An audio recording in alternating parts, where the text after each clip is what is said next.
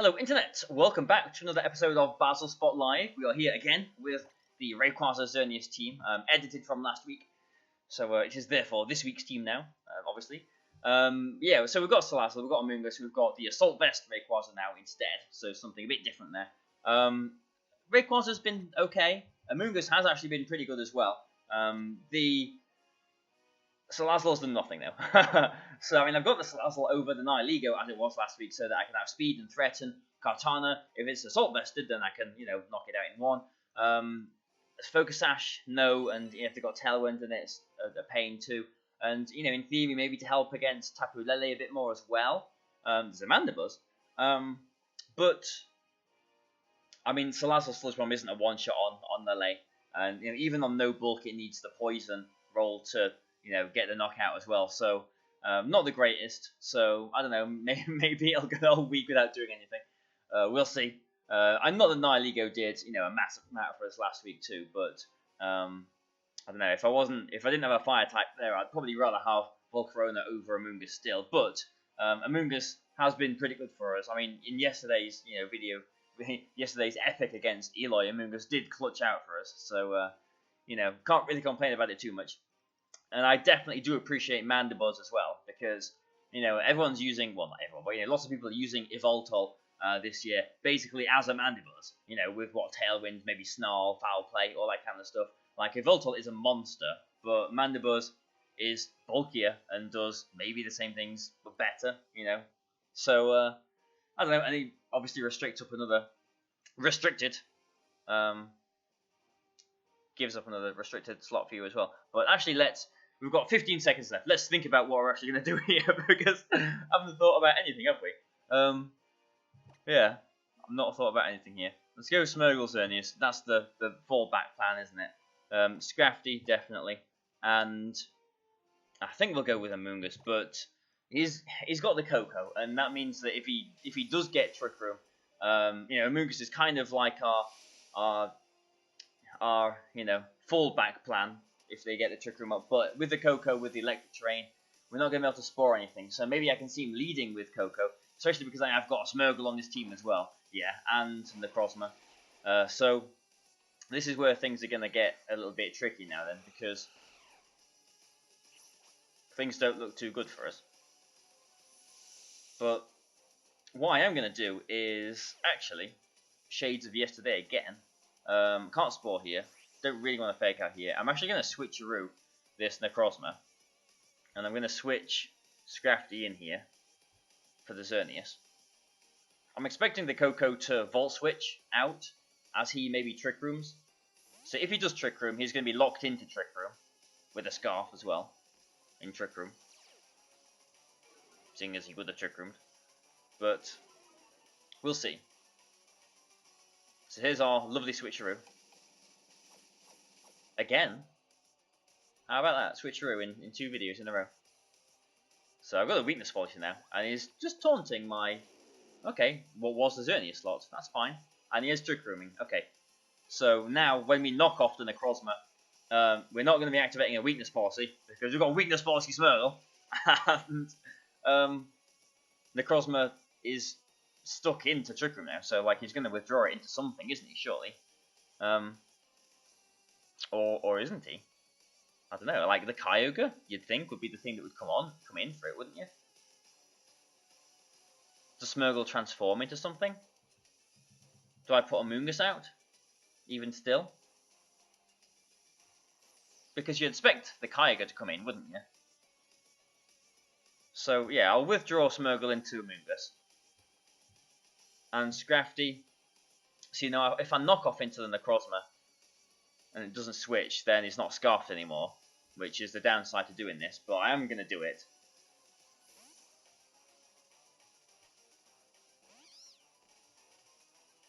So he does withdraw the Necrozma, so this is maybe Kyogre coming in, Mandibuzz coming in, okay. Wise.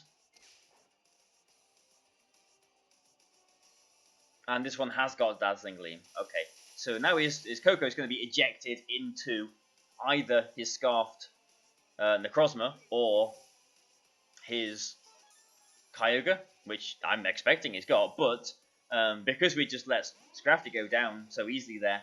How do we deal with this Necrozma now? Like, that is really the issue for us.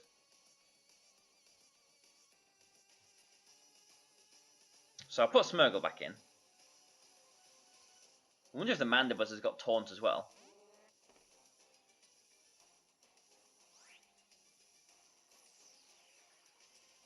I wonder if the Necrozma has got Photon Geyser. Because I don't think, like, not all of them do. So Smeargle switched out before his Necrozma last turn. So I'm currently faster in Trick Room.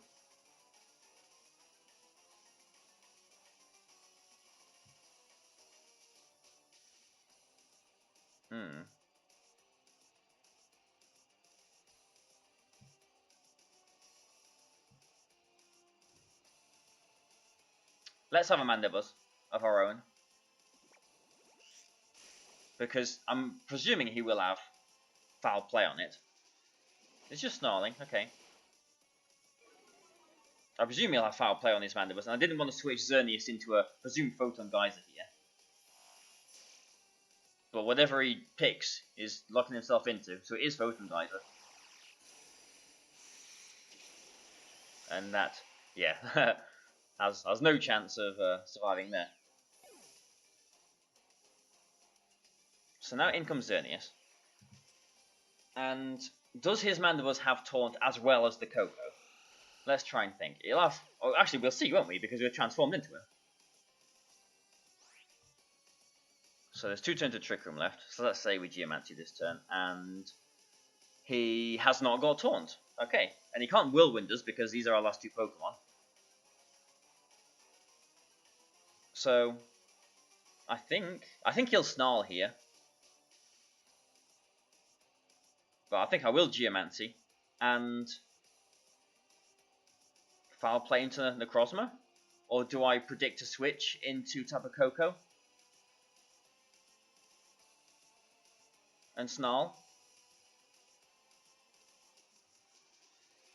Yeah, let's try and Snarl, because he is locked into Photon Geyser. He will probably want to come in the future as a Necrozma. It's not going to change species.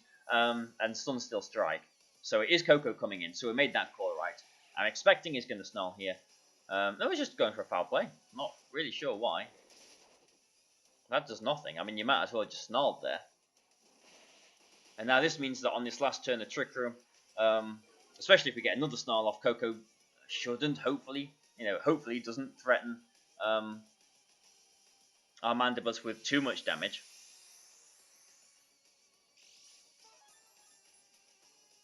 So now we've got one more turn of Trick Room. Xerneas is the slowest thing now, seeing as we did Geomancy this turn. So do we protect? Did this Mandibuzz have Tailwind? Can't remember. Snarl, Foul Play, Whirlwind, Fake Tears. No, we didn't. So there's no potential Tailwind on this last turn here. Because I was thinking, I mean, I suppose he would just do the same thing too, wouldn't he, if he did have Tailwind? Do I protect Xerneas here? I mean, worst case scenario is taking, what, a Snarl and a -2 attack from Koko. Which is not that threatening for us, is it?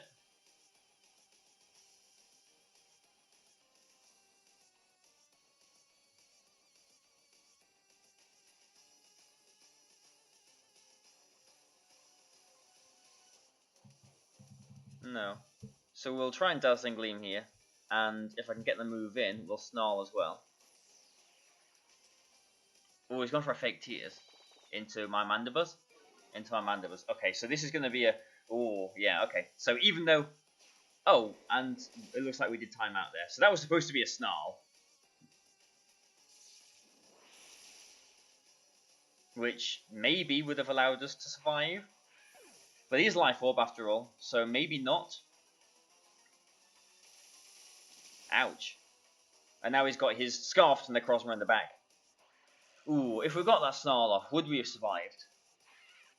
And would it have mattered? Because he would have still had his Scarfed Necrozma and would have outsped Mandibuzz and would have probably just attacked into it. I don't know. It depends what its last Pokemon is. Besides Necrozma. Serena. Yeah, I think he just won either way there, to be honest. But let's try for a Moonblast critical hit. Even the critical hit's not going to knock him out, is it? Yeah, there's no way we're surviving this.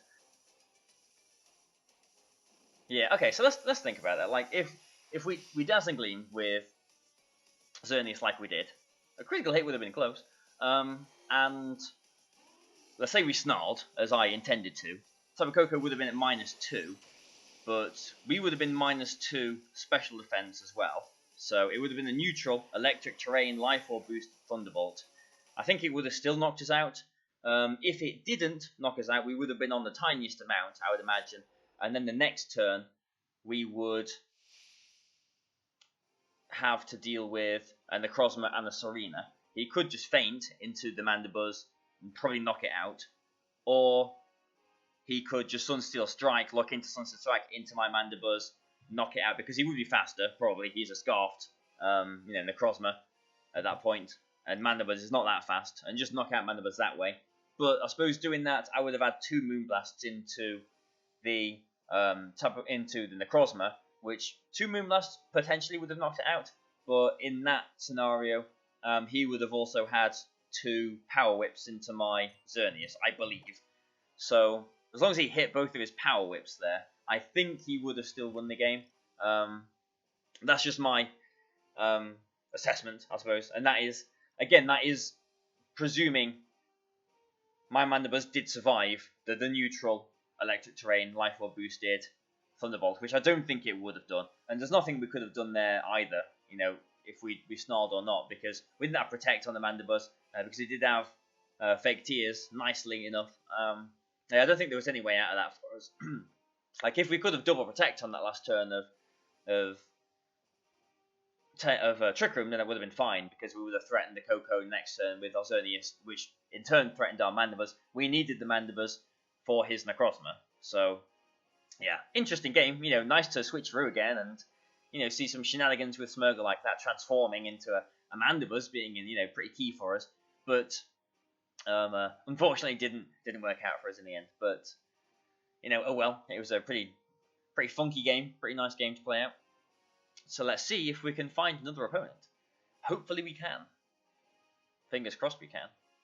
Fingers crossed my capture cards keeps working as well. But I don't know, it's you're thinking about it, aren't you, Battlespot? So, yeah, SALAZZLE still has not done anything here. So maybe I'm not convinced on that slot. No. Because I did test this out a little bit on Showdown beforehand, and I did actually use SALAZZLE quite a bit, but I think it was using SALAZZLE in a, ooh, this is new, let's try it out and play with it sort of way, instead of a, I think I'm actually going to win with this sort of way. If you know what I mean, there's a distinction there. So let's go back on with this then. Amoonguss didn't do anything in that game, did it? I guess if we took something else in the Amoonguss... Oh, here we go, straight away. Gibbo from Italia. We might have done something more. Yeah, we let Scrafty go down pretty easily as well, didn't we? But what could we have done? Like, let Smeargle come in on the Dazzling Gleam? I don't know. Tricky game, that one. But yeah, he's got quite a nasty looking team for this. Yeah, so there is a Kartana, there is a Lele here, there is an Amoonguss, and there is also a Xerneas. I am also just listing out the names of his Pokemon, which I don't know. Whenever I watch anyone on YouTube, and it's like, okay, so now we've got an opponent with a Groudon, a Xerneas, an Incineroar, a Lele, a Kartana, and a Amoonguss. It's like, yeah, thank you. I can see what's going on. Thank you very much. I don't know. I suppose. Are there any blind people watching this? If you're blind, can you comment in the comments and say if you enjoy watching these videos, listening to these videos, I should say. Yeah, I'm curious. But anyway, let's take SALAZZLE. I feel like SALAZZLE can do something here. But SALAZZLE and who? Let's go SALAZZLE and Rayquaza with Amoonguss 100% in the back and Xerneas in the back as well. Scrafty could be good here. Smeargle could definitely be good here as well. Yeah, I'm not... Yeah, maybe I should be going SALAZZLE Smeargle. Yeah, SALAZZLE Smeargle lead. And just not take Rayquaza at all. Because if he leads with his Xerneas, then okay, I've got the red card and everything in the back, but it's not a brilliant position to find yourself in. Like, leading this way means that if he leads with his Amoonguss, then I can double into it and knock it out, but not much else, to be honest. Okay, then, so my Fake Out is faster. I will Fake Out his Xerneas. And does he Fake Out my Rayquaza, or does he just go straight for a knockoff, or what? Because I'm tempted to put my Xerneas in here, but if he just goes for a knockoff into the Rayquaza, then, well, I've lost my Power Herb, and basically my way of winning the game.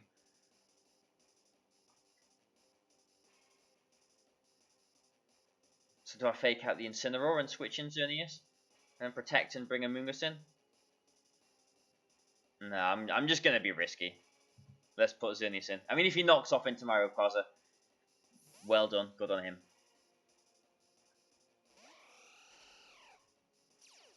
He might just go for a knockoff into the SALAZZLE, seeing as that is the thing that threatens his Xerneas, as is. No, he's gone for a Fake Out. Okay, fine, we just traded Fake Outs. That's fair enough, I can take that. Now I'm going to Encore his Incineroar and try and Geomancy.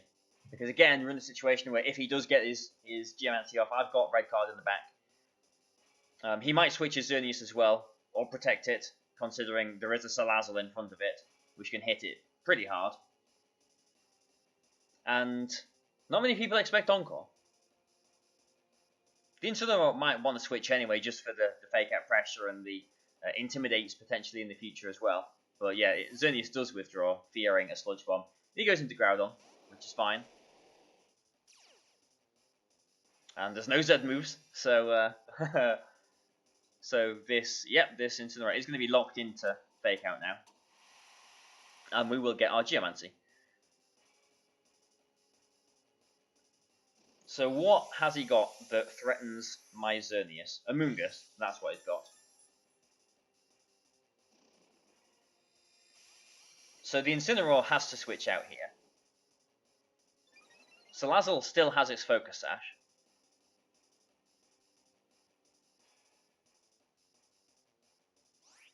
So I'm thinking, like Amoonguss, yeah, Amoonguss is the only thing that really threatens it, doesn't it? The Xerneas. So I'm going to Flamethrower the Incineroar slot.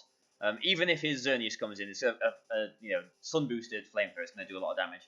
And he is probably going to protect his Groudon here, but even still, I'm just going to Moonblast into it just to be safe.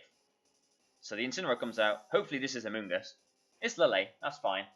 I'm very happy with Lele taking damage. And Groudon is probably protecting here then. Yeah, okay, that's fine. Because it's fine because SALAZZLE still has its Sash. So we don't know if this is a Scarf Lele or not. If it is or not, I don't think matters now. Because we can Dazzling Gleam and Sun Boosted Flamethrower the Groudon, which I think should knock it out as well. So we've seen, yeah, Groudon, Xerneas, Lele, Incineroar. There is no Amoonguss in the back. Excuse me. So I think Xerneas looks okay here. So Scarfed or not, the Lele is going to be slower than my Xerneas. Yeah, that does a lot of damage to Groudon still. So that's not a bulky Groudon. And now Sun Boosted Flamethrower is going to knock you out. SALAZZLE doing the business. SALAZZLE, you lizard of a Pokemon. Don't know where I was going with that. So, Incineroar comes back in, and his Xerneas comes back in. Now, there is still a chance for him to Geomancy here. But does that really matter? Because we can literally just sludge bomb into the Xerneas, and well, he's not going to fake out here, is he? So maybe I'm just going to double into the Incineroar. Thinking about it. So I'm going to go for a sludge bomb into the Incineroar and a Dazzling Gleam, which I believe should knock it out, because as long as we knock the Incineroar out, a Moongus at the back just wins. Yeah, Xerneas protects as well in the face of Sludge Bomb and Moonblast. I went for a Dazzling Gleam and Sludge Bomb instead of a Moonblast Sludge Bomb, because I'm thinking if it is Berry, a Dazzling Gleam will put it just above Berry range, as it has done here, and Sludge Bomb should hopefully finish the Incineroar out, just as described in live action there too. And there was no point in go for Encore. We can just Sludge Bomb and take out the Xerneas. So this was the perfect game for our SALAZZLE here. In fact, we've sorry to laugh, but we've not taken any damage. Like Xerneas has taken, what was that, a fake out or something? Yeah, fake out turn 1. Yeah, so SALAZZLE, very good for us there, and he just forfeits. Yeah, fantastic. So yeah, there you go. SALAZZLE, after what, 2-3 days of me saying SALAZZLE, you've done nothing. Finally, you've done the business for us. So I'm happy with that. SALAZZLE has definitely proved why it is on this team. Although it didn't do exactly why it is on the team, but it definitely helped us out. So thank you, SALAZZLE, and thank you guys over there in internet land for watching this video, and I presume or hope liking and commenting and sharing, and sharing on Twitter and everything too. So thank you very much, guys, and I will see you tomorrow.